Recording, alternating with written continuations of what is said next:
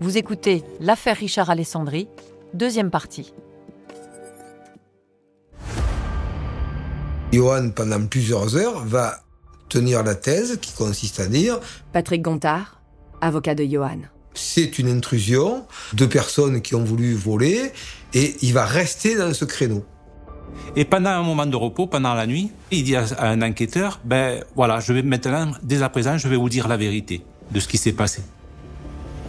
Il passe aux aveux, il raconte la dispute des parents et il raconte qu'il entend un coup de feu, qu'il sort de sa chambre et qu'il arrive dans la chambre parentale où là, il voit sa mère qui est munie d'un fusil et le corps de son beau-père qui baigne dans son sang.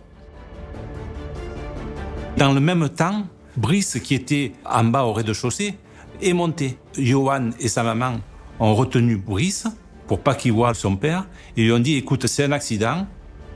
À ce moment-là, Johan confère un rôle à tout le monde.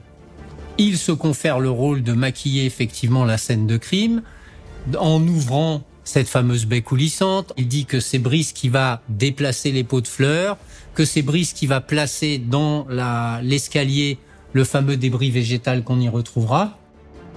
Et lui, son rôle, ça sera de dissimuler l'arme, le fusil, dans une haie d'aubépine.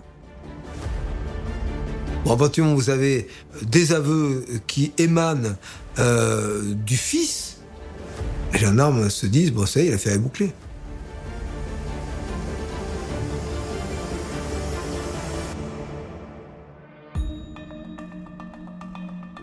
À partir du moment où on dit à Madame Alessandri, c'est votre fils qui vous accuse du meurtre de votre époux, elle dit, mon fils, c'est un menteur.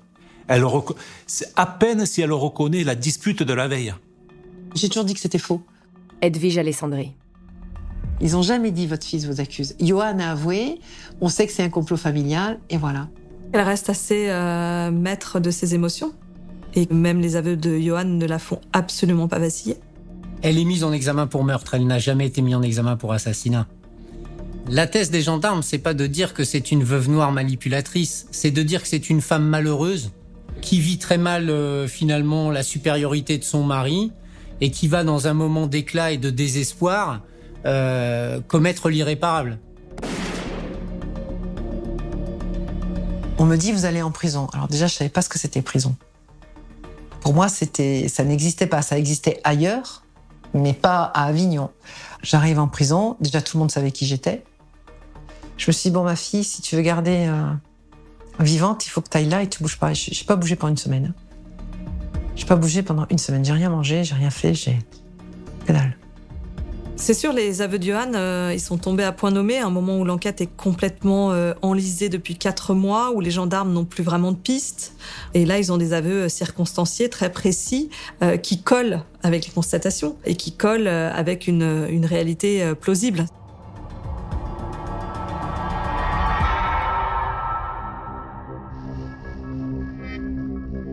Il y a un élément essentiel dans cette procédure.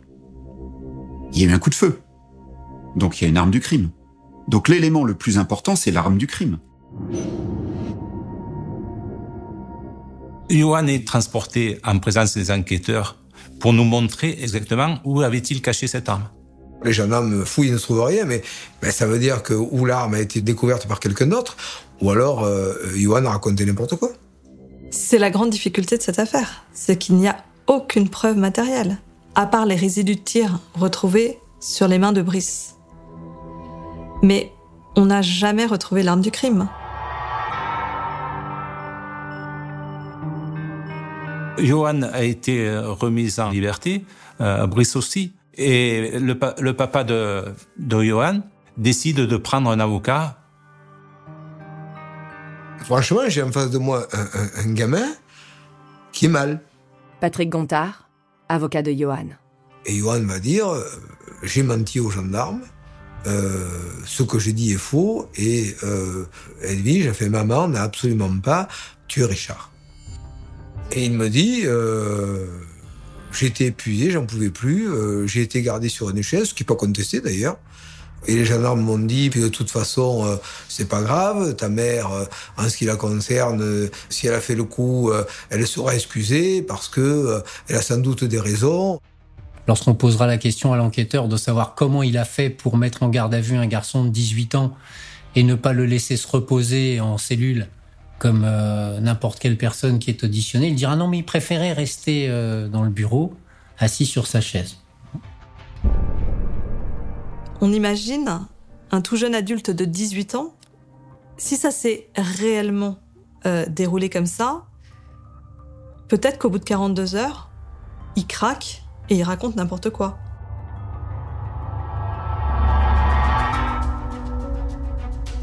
La première chose que j'ai fait quand je suis arrivée en prison, j'ai pris un petit bout de papier et j'ai écrit à mon fils en lui disant « Sache que jamais de ma vie je t'en voudrais ». Je comprends qu'il puisse faire ça parce que tout ce qu'il a dit c'était faux et je me dis c'est pas qu'il revient à la réalité mais quelque part si, il revient à la réalité. La rétractation de Yohan ne changera rien puisqu'en plus elle intervient dans les 48 heures de sa sortie de garde à vue. Mais le juge d'instruction considère que c'est le premier jet qui est la vérité. On avait besoin de ces aveux, même si ces aveux sont extrêmement fragiles compte tenu des conditions dans lesquelles ils ont été recueillis, même si ces aveux ne sont pas conformes aux constatations objectives, même si ces aveux ont fait immédiatement l'objet d'une rétractation, rien n'y fait. Une fois que Edwige Alessandri est mise en examen et incarcérée, donc on organise une reconstitution. Les gendarmes vont faire une remise en situation dans la chambre où ils vont tirer un coup de feu et où ils vont dire qu'ils n'entendent absolument plus rien, qu'ils sont sourds pendant plusieurs minutes. La cellule d'enquête émet le doute que Madame Alessandri ait pu entendre les auteurs du coup de feu dire « Merde, le coup est parti, tirons-nous, tirons-nous ». Et l'expert qui était présent dit « Après un tel coup de fusil, on ne peut rien entendre, on ne peut pas entendre prononcer une phrase. Donc cette version des faits, elle a totalement été détruite par la reconstitution. » C'est malheureusement un des premiers éléments qui va permettre, selon leur théorie, de confondre Edwige Alessandri.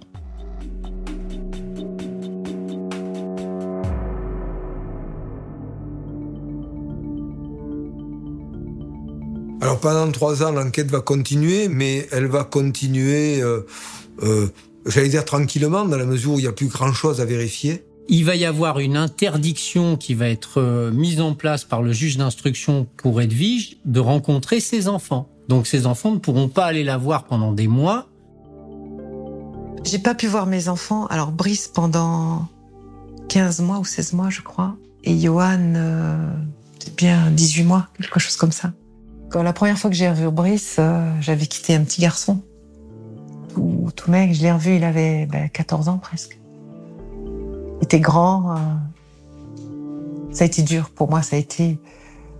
Ça, quand je dis on m'a volé mes enfants, mais c'est vrai, on me les a volés. Edwige a été incarcérée et c'est la chambre de l'instruction qui l'a remise en liberté. Au bout de 21 mois, quand on m'a libérée, j'ai dit ce soir je dors avec mes enfants. Ça a été mon premier mot. Ça a été... C'était ça mon but. Lorsque Edwige sera remise en liberté, ça sera effectivement un soulagement. Parce qu'elle a le sentiment, à juste titre, qu'en étant en liberté, elle va pouvoir mieux organiser sa défense et faire en sorte que la vérité, finalement, éclate.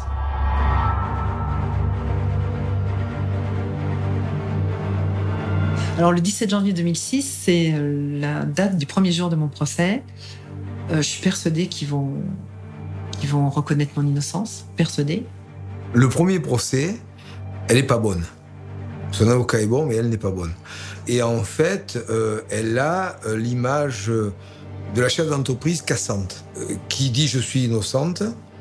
Et de toute façon, je suis intelligente et donc c'est ainsi. Voilà. Ça passe très mal. Ça passe très mal. Elle en a conscience d'ailleurs. Elle maintiendra, et ses enfants maintiendront, le fait d'un cambriolage qui est mal tourné, quoi. Le verdict qui est rendu par la cour d'assises d'Avignon, qui est de 12 ans de réclusion criminelle, veut pas dire grand-chose par rapport aux faits. Parce que si on en croit la thèse de l'accusation, non seulement cette femme a tué son mari, mais en plus elle a eu le cynisme de mettre ses enfants dans la boucle et de les faire activement participer a posteriori au maquillage de la scène de crime. Ça veut dire que c'est un monstre. Parce que cette femme, elle mérite 20 ans si elle est coupable, ou elle mérite rien si elle est innocente. Et ces verdicts entre deux sont très insatisfaisants. À l'issue du premier verdict, Madame Alessandri fait appel, et on se retrouve quelques temps plus tard à la cour d'assises de Nîmes. On est dans le même contexte, c'est-à-dire qu'entre-temps, elle a été incarcérée, entre-temps, elle a été remise en liberté, et on a une présentation qui est à l'identique et un verdict de 12 ans de détention. Et puis, il y a un pourvoi en cassation qui est inscrit, parce que on va avoir une scène qui est digne du théâtre de boulevard, lors de la déposition du directeur d'enquête, c'est-à-dire le chef de l'époque de la section de recherche de Nîmes. Et on voit arriver ce monsieur. Alors, donc, je voulais commencer par vous dire que... Et donc, la défense, à juste titre, fait remarquer que la déclaration de ce témoin n'est pas spontanée. C'est ce qu'on appelle un vice de procédure devant la Cour de cassation. Et donc, la Cour de cassation dépayse le dossier d'Avignon et de Nîmes pour l'envoyer à Lyon. Chaque fois, c'est un nouveau procès.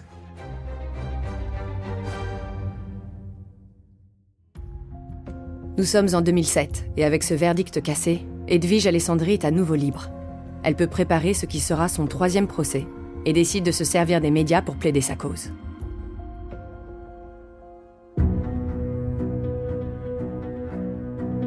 J'ai accepté de parler aux médias parce qu'on me l'a demandé.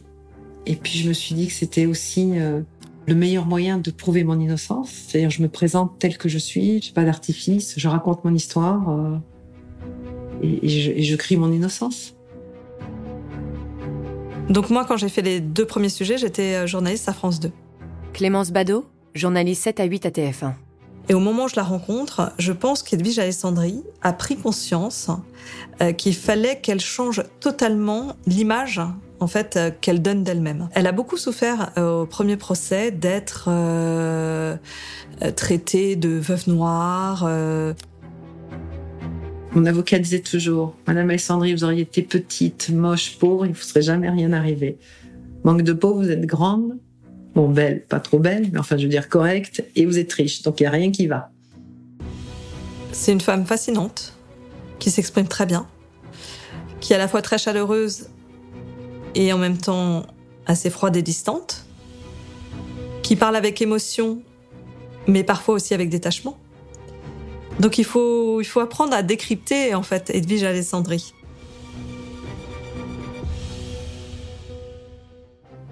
Troisième procès, je pensais réellement que la vérité allait sortir. Il y a une véritable confiance de la part d'Edwige parce que d'abord elle a pris la mesure de l'attitude qui avait pu être la sienne lors des premiers procès. Elle se corrige par rapport à ça. Là, elle a mis tous les moyens. Elle a changé d'avocat, elle a beaucoup changé d'avocat. Elle a pris Maître Lévy, qui était un ténor du barreau. Elle a fait réaliser à ses frais une maquette du mas de la Gasquie, qui était au milieu de la salle d'audience. Pour que les gens, si vous voulez, se rendent compte de ce qu'était la Gasquie, ouvert aux 4 vents, et on pouvait rentrer par n'importe quelle manière. Et tout ça, ça n'avait pas été démontré. Ces avocats ont fait venir un scientifique acousticien qui était là pour démontrer que même après un tir de 128 décibels, on peut entendre distinctement la phrase « Merde, le coup est parti, tirez-vous ». Parce que ça, c'était un grand point de l'accusation, c'était de dire « Après une déflagration comme celle-ci, on ne peut pas entendre cette phrase ».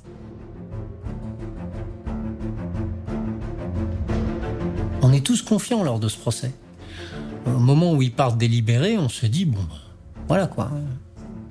Normalement, ça devrait passer, quoi. Et puis, à l'annoncé de ce verdict, où donc elle est condamnée à 10 ans, Edwige Alessandri s'effondre dans son box.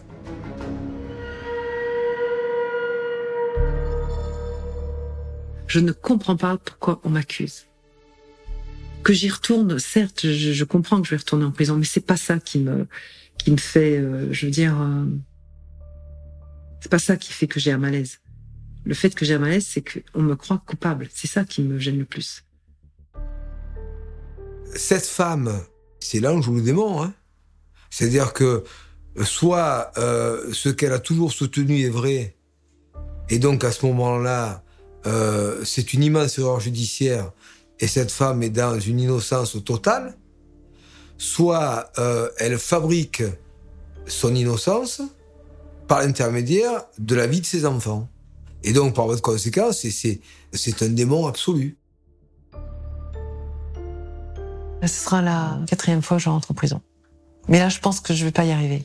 Pour moi, j'allais vous dire le fait de trop.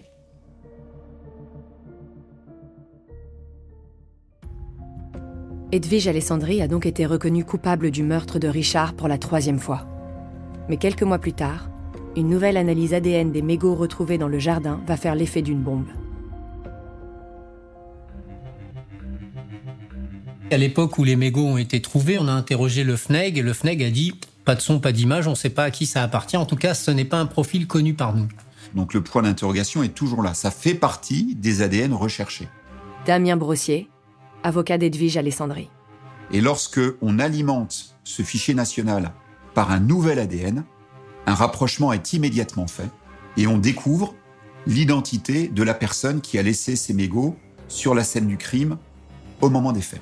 On se rend compte que ça correspond avec un garçon qui a un profil qui colle assez bien avec la thèse que soutient Edwige depuis le début. Pourquoi ? Parce que c'est un garçon qui a un casier judiciaire, qui est connu pour des faits de vol, cambriolage, etc.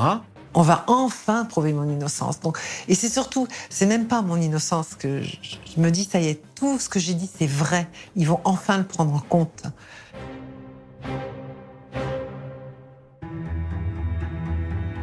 À la demande du parquet, il va être entendu par les gendarmes qui vont lui poser des questions toutes simples. Il va expliquer qu'il n'a pas de voiture à ce moment-là et qu'il lui arrive, pour rentrer chez lui, de traverser à travers champs. Les mégots, pourquoi ils sont là ? Eh bien parce que je suis un petit voleur et je passe mon temps à me balader dans les jardins privés, là où il y a des piscines, et quand il y a un petit robot de piscine ou un transat à voler ou je ne sais quoi, un seau de galets de chlore, je les vole. Et vraisemblablement, j'ai dû me balader pas très loin de là et avec le vent, les mégots ont dû arriver au pied de cette haie.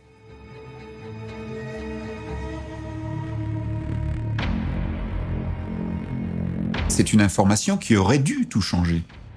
Pendant au moins 1 an, il ne s'est strictement rien passé. Alors, je suis sortie au bout de 4 ans et demi de prison ferme. Je désespère qu'on fasse rien de cet élément, mais si vous voulez, moi je me dis, je vais en faire quelque chose. Je vais demander la réouverture de mon dossier. La Cour de révision va ordonner elle-même un supplément d'informations pour que soient poursuivies les investigations, notamment par rapport à cet ADN, par rapport à l'entourage de ce garçon-là, pour savoir qui il fréquente, etc., etc., etc. Il va y avoir un service régional de police judiciaire qui va être missionné pour faire cette enquête. Donc ils vont essayer de partir avec un regard totalement neuf.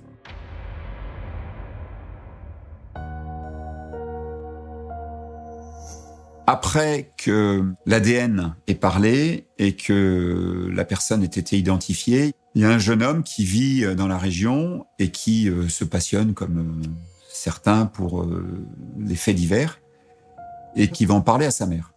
Et à ce moment-là, sa mère va lui dire « cette pauvre femme, elle est innocente ». C'est son beau-frère, avec d'autres personnes dont elle a les noms, qui ont tué accidentellement, lors d'un vol, Richard Alessandri. Ce jeune homme n'arrive pas à garder ça pour lui, va voir les services de police et dit « Voilà les confidences que j'ai reçues ». Pourquoi est-ce qu'il est pris au sérieux ? Parce qu'il donne des noms qui matchent. Ce garçon va notamment donner le nom de celui dont l'ADN a matché. Donc évidemment, ça intéresse les policiers. Moi, je voyais la fin de l'histoire. Je me dis, ça y est, on arrive, on a les protagonistes, on a l'ADN, on a beaucoup de choses. Je veux dire, tout ça, ça vient... Et puis, tout ce que j'ai dit se démontre au fur et à mesure, quoi. Je veux dire, ça coule de source.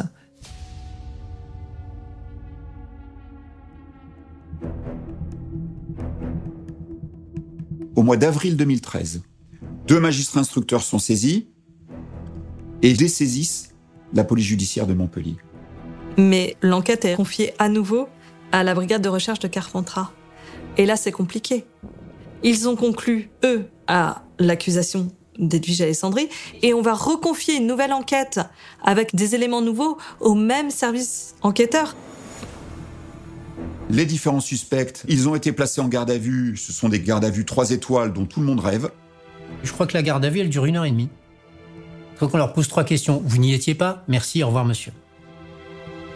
Puis finalement, tout ça reste lettre morte, les vérifications sont faites, l'enquête est faite, et puis j'ai l'impression que ça retombe vraiment comme un soufflet. Personne sur cette deuxième enquête n'a été mis en examen. Votre ADN a été retrouvé sur une scène de crime, vous n'êtes même pas présenté à un juge d'instruction. Vous faites une garde à vue éclair, on sait que vous avez menti, mais vous n'êtes même pas présenté à un juge d'instruction. Donc, ça a été clôturé par un non-lieu.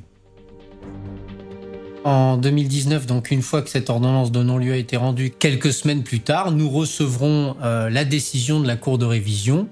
Marc Gégère, avocat de Brice Alessandri. Qui déclarera irrecevable ce recours en révision, écoutez-moi bien, faute d'éléments nouveaux. On en est resté un peu sans voix, mais c'est une décision qui est insusceptible du moindre recours, c'est-à-dire que vous ne pouvez absolument rien faire.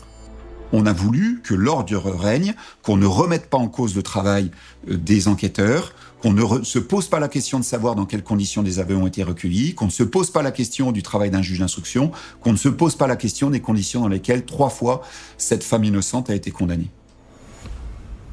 Je dis toujours, je mourrai innocente, mais c'est vrai, je mourrai innocente. Je sais que j'y arriverai. Je sais que j'y arriverai. Charles n'est pas mort à cause de moi. Il est mort à cause des autres. Malgré les rebondissements de ces dernières années, Edwige Alessandri reste aujourd'hui la seule coupable du meurtre de son mari. Elle bénéficie toujours du soutien de ses enfants. La famille de Richard, en revanche, est sûre que la justice a condamné la bonne personne. Vous venez d'écouter Au bout de l'enquête. Si vous avez aimé ce podcast, vous pouvez vous abonner sur votre plateforme de podcast préférée et suivre Initial Studio sur les réseaux sociaux. Au bout de l'enquête est un podcast coproduit par Initial Studio, Enibas Productions et France Télévisions, adapté de l'émission audiovisuelle éponyme produite par Enibas Productions et France Télévisions. Cet épisode a été écrit et réalisé par Stéphanie Bergeron. Vous pouvez retrouver l'émission Au bout de l'enquête sur France 2 ou en replay sur France.tv. Production exécutive du podcast, Initial Studio. Production éditoriale, Sarah Koskiewicz, Astrid Verdun, assistée de Marie Agassan. Montage, Victor Benamou, avec la voix de Julie Drey.